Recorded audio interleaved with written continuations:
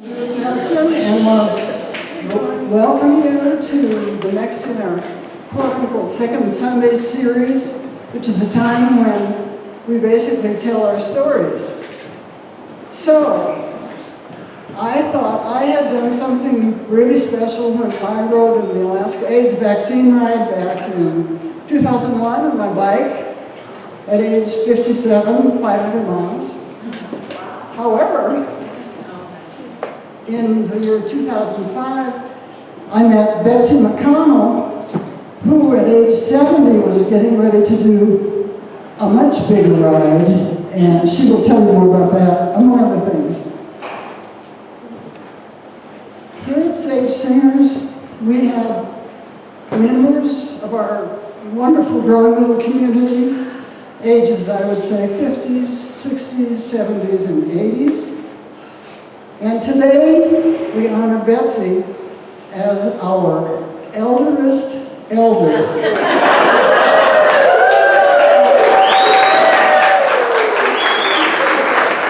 Age 84 and going strong. So I was telling Judith that I'm used to a microphone, but I haven't done anything like this in a couple of decades. And I said, it's a little scary. It's almost as scary as maybe taking a voice lesson. I haven't signed up for that yet. We'll see. But thank you, Judith, for creating this program and for giving me the opportunity to do this, because it's very exciting and I think it's a wonderful program. I'm going to do something a little bit different.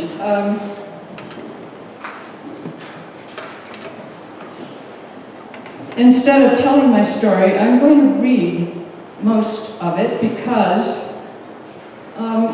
one day in the year 2011, way back then, my partner Jill and I were presented with the opportunity to join a group of writers and storytellers at the GLBT Center. The group is called Telling Your Story.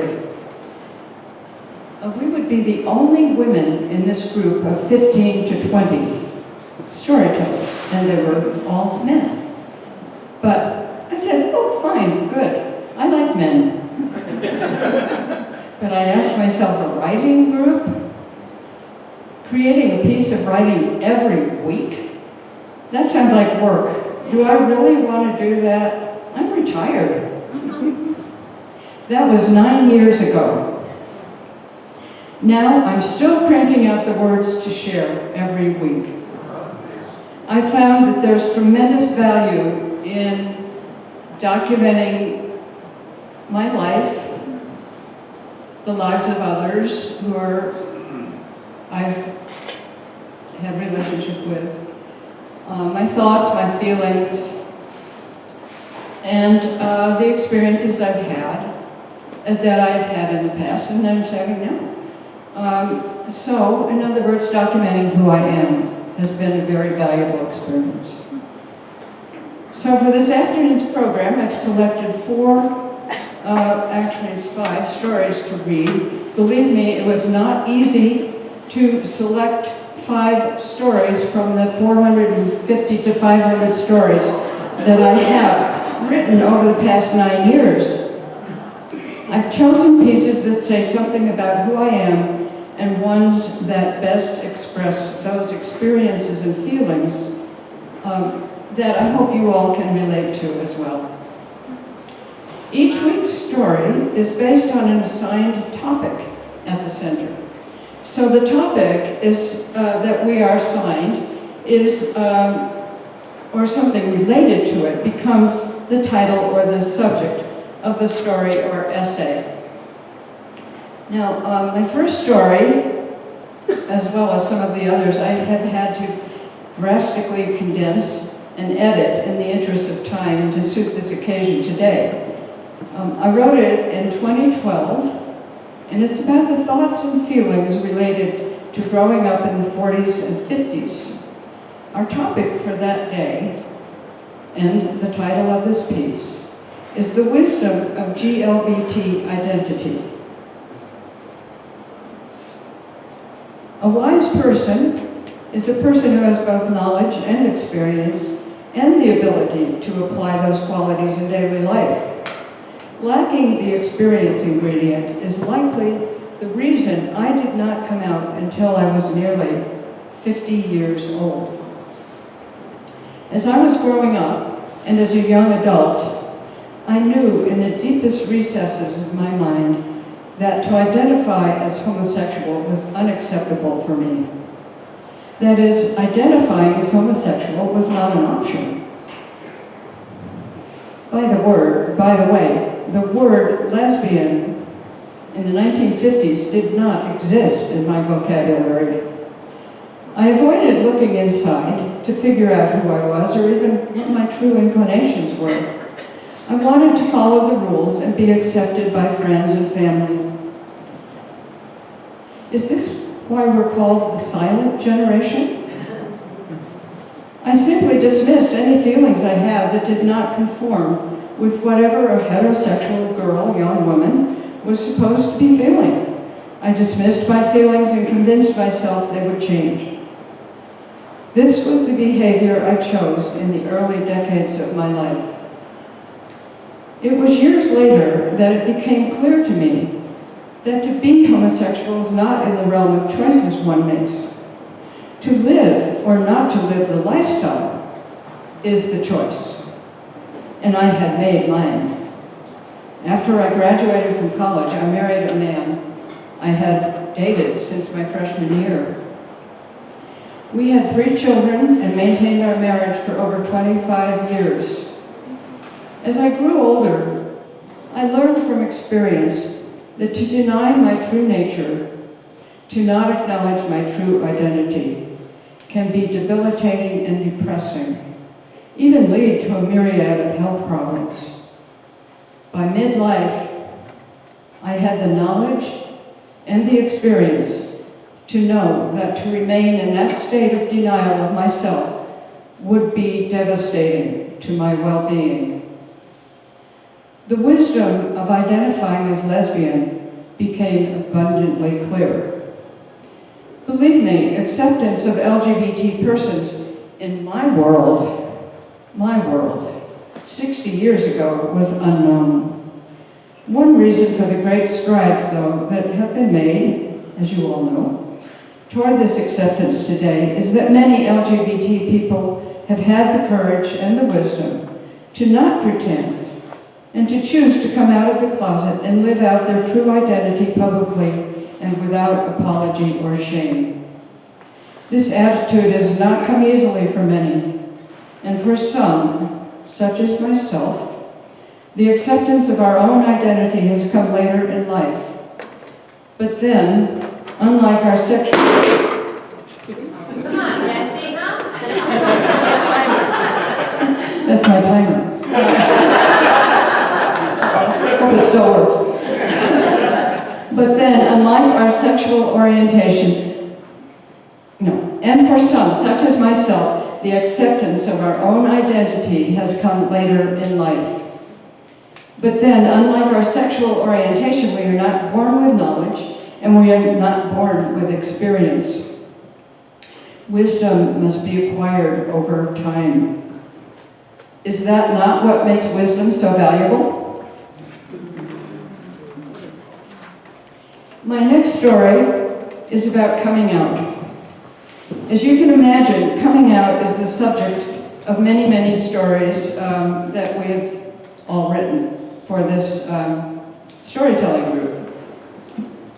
For you all, I chose this one, which I wrote, again, in 2012. That was a good year. The topic for that week was coping with loved ones.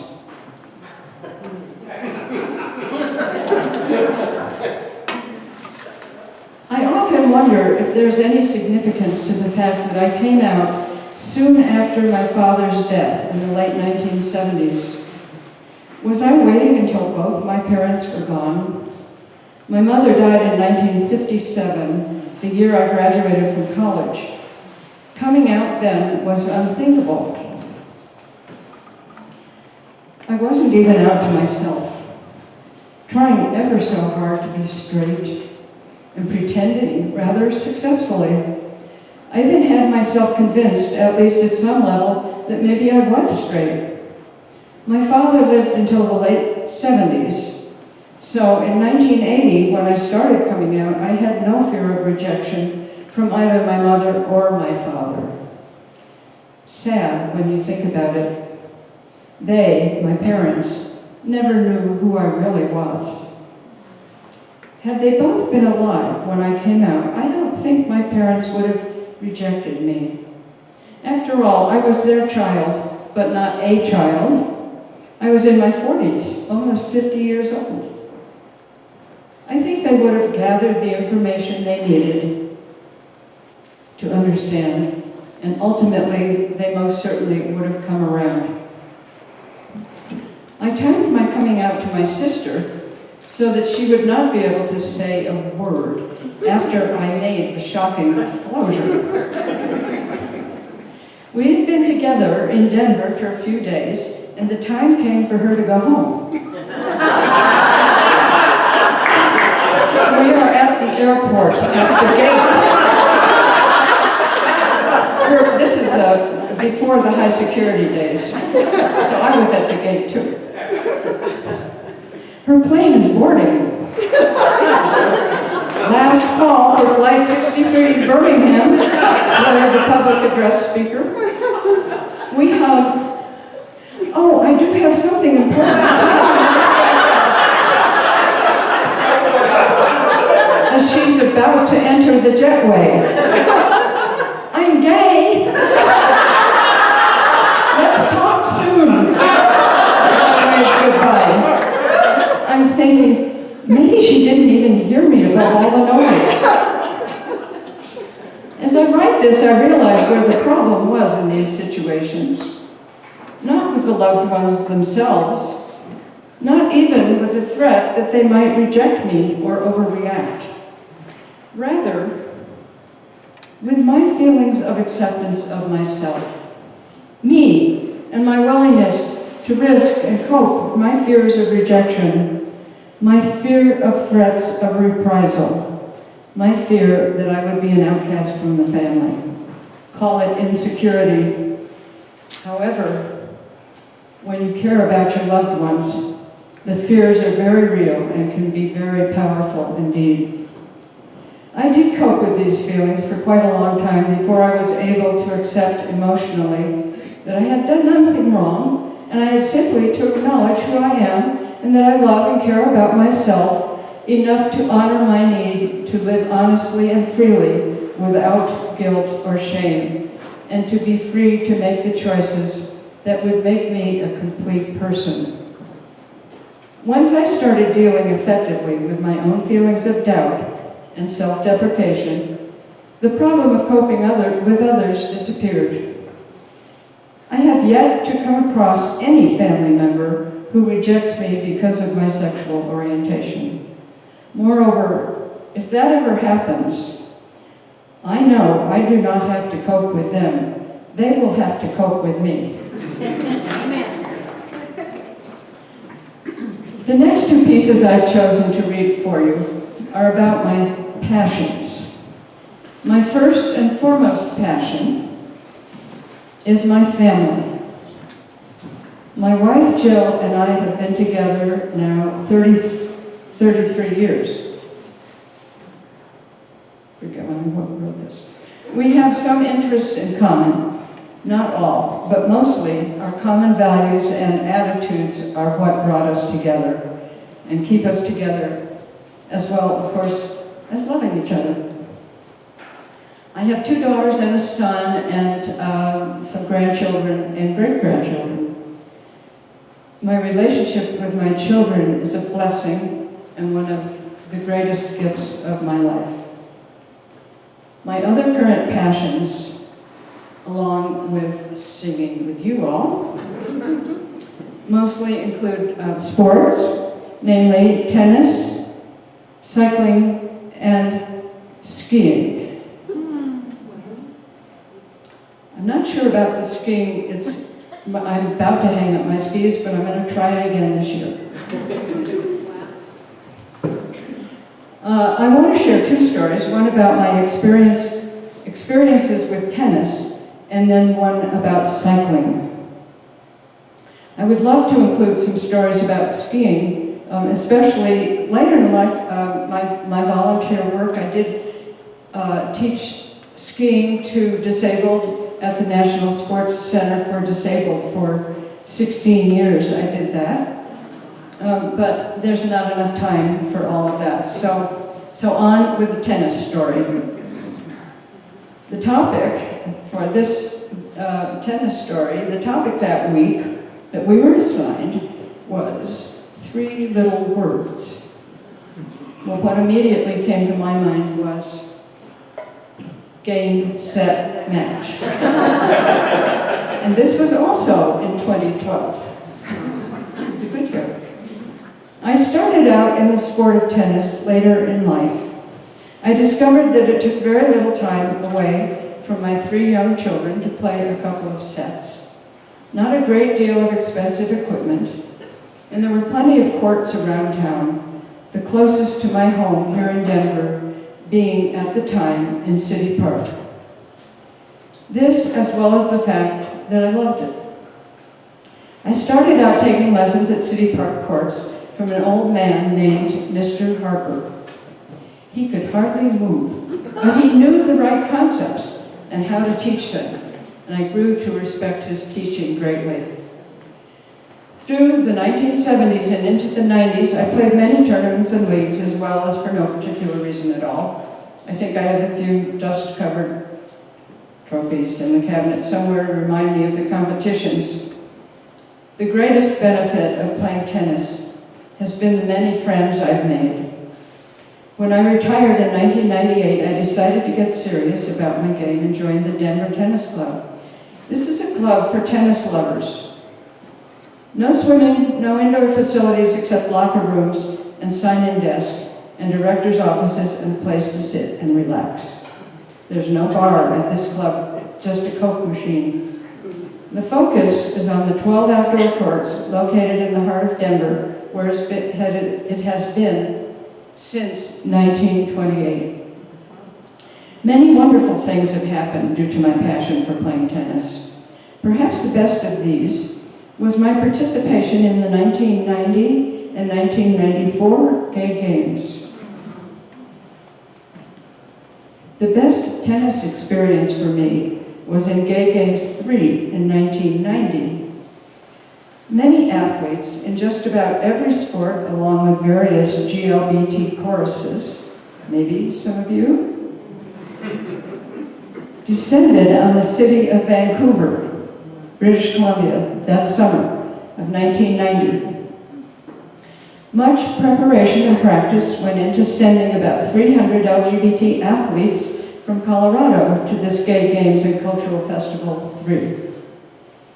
Our infant tennis team was not well organized and had not had much chance to practice together, but a friend I had known for a number of years, a former high school tennis coach, had asked me if I wanted to go to the games and play doubles with her.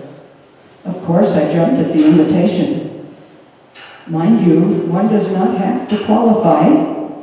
You just get your name on a roster and go. Team Colorado, all 300 of us, were quite impressive when we finally all stood together in our uniform sweatsuits at the ceremonial start of the event, a parade of the 7,300 participants representing 39 countries and 27 sports. The U.S., which had hosted the first and second quadrennial event, Gay Games 1 and 2, had by far the largest contingent, but many came from Australia and Germany, which were soon to become home of future Gay Games events. Canada, of course, had a huge interest, this being the first games on their side of the border. Gay Games 3 was in every way a memorable experience for me personally. Jill was there with me, cheering me on. Most of our time, however, was spent sightseeing and enjoying watching sports events. It was all quite new to me, all these gay people together. The men competing on the croquet lawn with their exotic hats and chiffon gowns, flowing in the breeze as they wielded their mallets. That image will be with me forever. I managed to win a silver medal in the tennis competition. All the tennis awards were presented by a gay man whose name I forget. I do remember, though, that he was an openly gay member of Canada's Parliament. Of course he was out. This was Canada.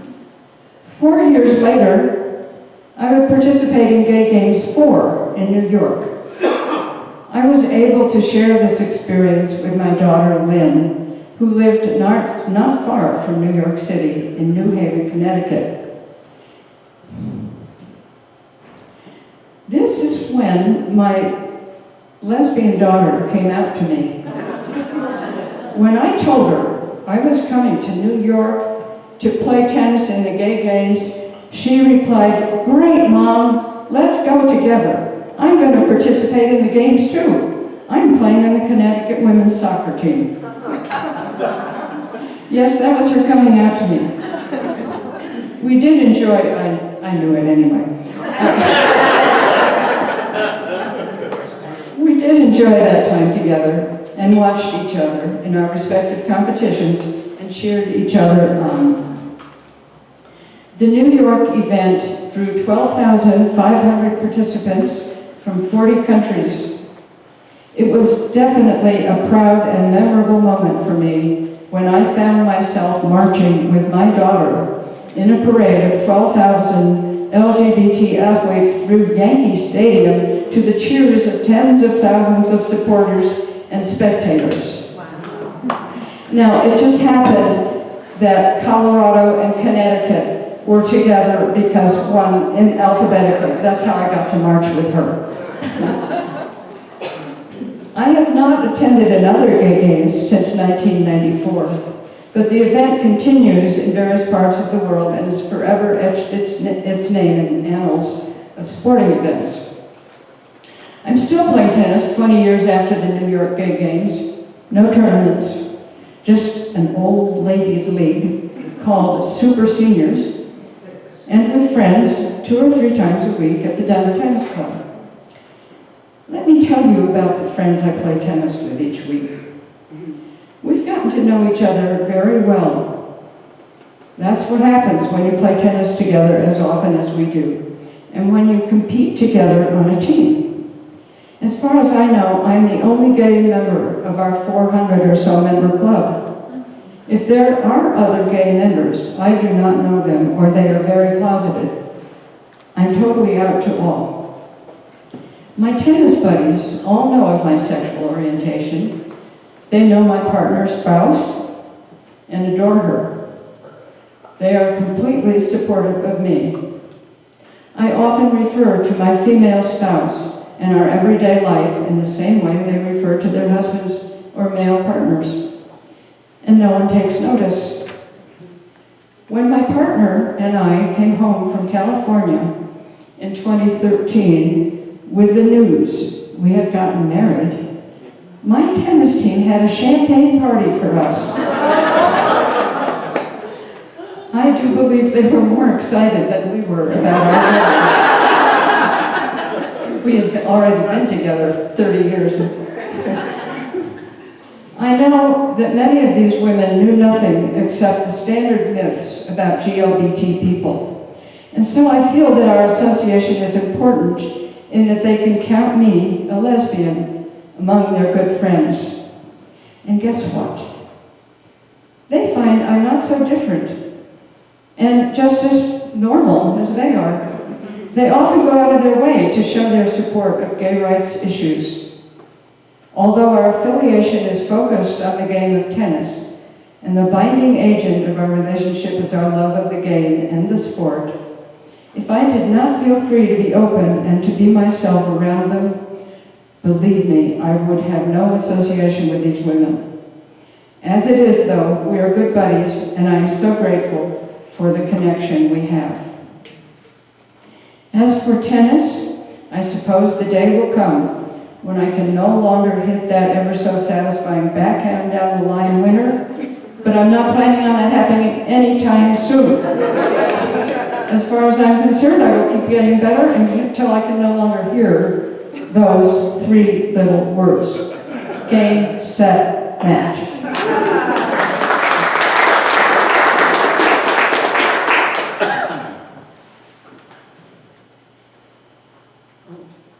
Okay, I gotta hurry. Okay, this next story is about my passion for cycling. And for this afternoon's presentation, I've combined two stories I wrote. One was Bicycle Memories, written in 2015, and the other one is Doors, which was written in 2016. I know now I had a trike. I have a photo of myself at age about 4 or 5 riding it, but I don't recall it.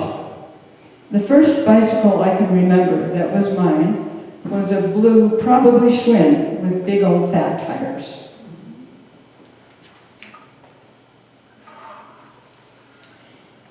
In the 1960s, as a mother, when my children were 2, 4, and 6, we went to the Netherlands to live for 2.5 years. As is the case for the Dutch people, bicycles were our main mode of transportation in the crowded streets of that country. In the 1960s, I had never seen child carriers for bicycles in the United States, but they were prevalent as tulips in Holland. All kinds. Between the two of us, my husband and I could easily carry our 3 children about on bikes with no problem. In 1986, I took my first long-distance bicycle trip with my daughter and her boyfriend, both in college at the time. No helmets to be seen. There were bicycle shops, but they only housed bicycles and parts. No paraphernalia of any kind. No spandex cycling shorts with padded crotch. No handlebar-mounted computers to tell how fast you're going, how far you had gone, all meteorological information you could possibly need, what day and time it was, and your location coordinates. None of the accessories we see in the shops today. But that cycling trip around western New York State and the Allegheny Mountains in Pennsylvania was a wonderful and memorable adventure for me. I think that's when I became hooked on cycling. In more recent years, I pedaled several charitable rides in various parts of the country. I've been very lucky as well, as I've had many times been able to bring my own personal SAG support with me. Jill has always been willing. Actually, she's mostly wanted to come along, not on a bicycle, but to satisfy her wanderlust. Unfortunately, sometimes she becomes engrossed in her own bird watching, wildlife viewing, picture taking activities, and is distracted from her duties as a SAG supporter. She tends to turn her phone off so as not to disturb the wildlife. Not helpful to a stranded cyclist. Once, riding in North Dakota in a vast open area with no one in sight, the sky turned black and looked ominous. I wonder where Jill is, I said to myself. This looks like tornado weather. 2 hours later, I arrived at the town that was our destination for the day, a bit rattled by the threatening weather. There she was. No bad weather where she had been, just tons of birds. In 2005, I took the trip of a lifetime. This was not my dream trip. That is, it was not a trip I had dreamed of going on all my life. As I was approaching retirement several years earlier, I had dreamed of hiking the Colorado Trail. After all, I had helped build the trail as a volunteer on a couple of occasions when I had vacation time from work or a long weekend. Unfortunately, I never could realize the trek of my dreams because of a condition in my spine which was causing pain when I was on my feet for long periods of time. I've got fixed. Yeah. The Colorado Trail Trek door was closed. So one day I decided instead to take a cycling trip. The Bike Trip Director's website opened that door. It led me to a group called Woman Tours. Perfect, I thought. The door to cycling had opened when I started participating in the MS 150 fundraising event years earlier. Now I wanted a trip that would take me to other places and for a longer stretch of time. Women Tours offered trips all over the U.S. and some in Europe and Asia. A single trip in the U.S. was what I was looking for. This would open the door to something even bigger in the future, maybe. So I laid the information and the maps out on the living room floor and called to my partner, Jill, to take a look with me. Oh, this week-long trip in Mississippi Valley looks good. Or how about this one? 10 days on the Maryland coast or the California coast. So much to choose from. Jill is just shaking her head. Look at this, Pacific to Atlantic, 2 months across the southern tier of the U.S. Well, yeah, said I, but I'm not ready for that. I need to take shorter trips first. Sometimes it takes someone who knows you very well, a loved one, to bring you down to earth, to reality. Her words were so true. My darling, you will be 70 years old this year. I think you need to do this cross-country trip now. The door thus opened to my trip of a lifetime, pedaling from San Diego, California to St. Augustine, Florida. 16 women over 55 cycling for 58 days through 7 states, averaging 70 miles a day. We would have 1 day off per week for rest and laundry. Pay up front and your food and lodging is covered for the entire trip, except for days off. There is no doubt in my mind a door was closed to me when I developed a condition in my spine. But I believe when one door closes, another one opens up. When the hiking door closed, the biking door opened. That's why I love revolving doors.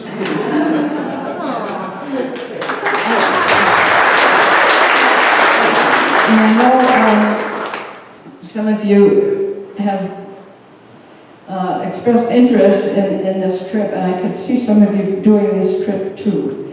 And it's really a great trip. And if you have time, I did make a scrapbook. That was actually in the days when everything wasn't electronic. We still had hard copies of things. So I made a scrapbook, and it's back there on that table if anyone wants to look at it. And if you don't want to, that's fine. But I just brought it along. It was Jill's idea. I want to end, I don't know how much time I have. Plenty. Oh, perfect. I want to end with just a few words expressing my thoughts on growing older, now that we have established who the elder is here. This was a topic we had to contemplate for our writing group, and so this is called Getting Old. After pondering this subject, I have to say, I believe getting old, when applied to the human condition, is a state of mind. Of course, we attain old age simply by living and staying alive for many years. Literally, it means we have lived a long time, right? But is it not implied in the phrase, the notion that we can no longer function as well as we have in the past because we're getting worn out? Life is a journey. Getting old means getting closer to the end of the journey we know as living. But most of us do not know where or when that journey ends.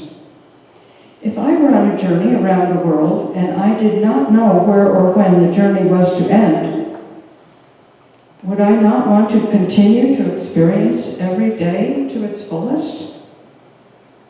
It would be impossible to rush to the end, even if I wanted to, since I know not where or when the end is.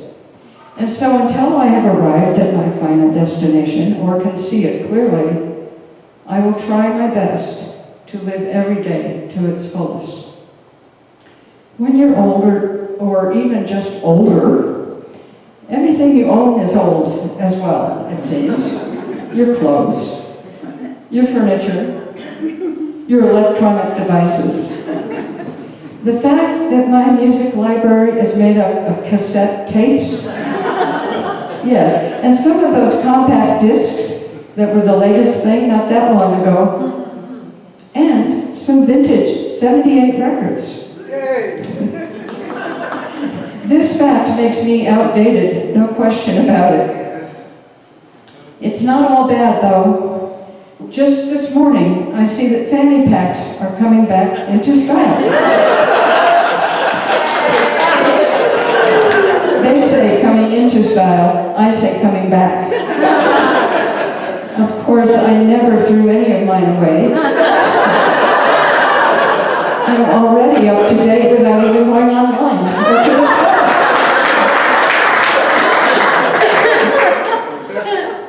I must admit, I do use the old age card when I think it might be expedient. After all, if a young person wants to help or do something for me because I'm a senior, I say, have at it, kid. Go ahead. Show respect for your elders. I can use the help. We talk about growing elderly a lot when I'm playing tennis with my contemporaries. Does anyone remember the score? We often hear this after playing a long point. I always play doubles, not just because I like the game, but because there are 3 other people, not just my opponent, who might remember who's serving. Speaking of remembering things, I do not for a minute believe that growing old causes us to forget the names of things, people, movie titles, books, streets, etc. The problem is memory overload. The older we get, the more names of people, books, streets, our favorite flowers, trees, virtually everything that has a name. The older we get, the more of these names go into our memory bank. That's one bank account that's very full. Nevertheless, I'm going to keep making deposits as long as I can. Growing old can have its benefits. I highly value the experience that I have in living my life. I consider being experienced at life to be a priceless asset. I've seen and experienced a whole lot more than my 34-year-old granddaughter. I've learned more, and I've had time to do more thinking and to draw many more conclusions. I consider myself to be wiser, even though I know she's a whole lot smarter than I. As I mentioned earlier, growing old does not always have to be a chronological issue. Nevertheless, the process alone has certainly shown itself to be unrelenting, persistent, tiring, and entirely undeniable. But for me, as long as I am upright, mobile, able to use my brain, and even my aging vocal cords, I will keep fighting enough to distract me from the reality of aging. With that, I end my reading of stories written over the years.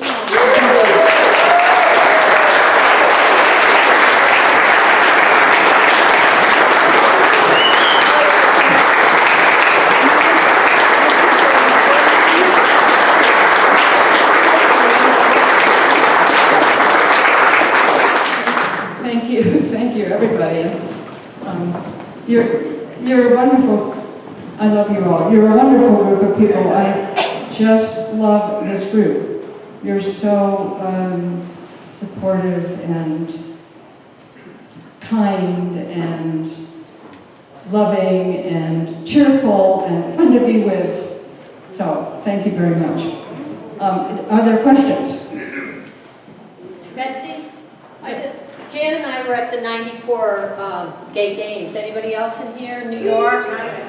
I don't know if you remember, but do you remember who Oh, was that spoke? New York, right? New York. Yeah. Who spoke at the opening ceremonies? Maya Angelou. And at the time, we didn't really, I'd heard her name, but she wasn't as prominent, at least to us at the time.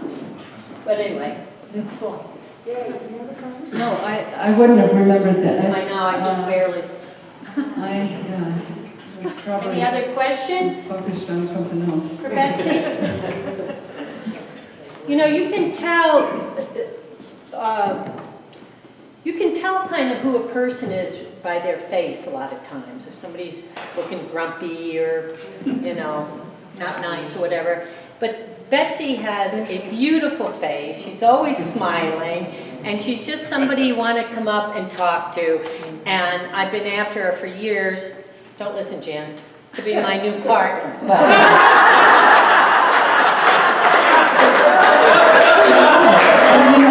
Asked me to come live with you, and I told Jan I was coming to live with you. I thought you meant with both of you. And then I had to ask if Joe could come too. Anything else? We'll have a break soon. And last question for Betsy. Anybody? But you'll see her at break and at the end of rehearsal. Any questions about growing old? So many. Because I don't know how to answer them. I just play it by ear. Thank you again.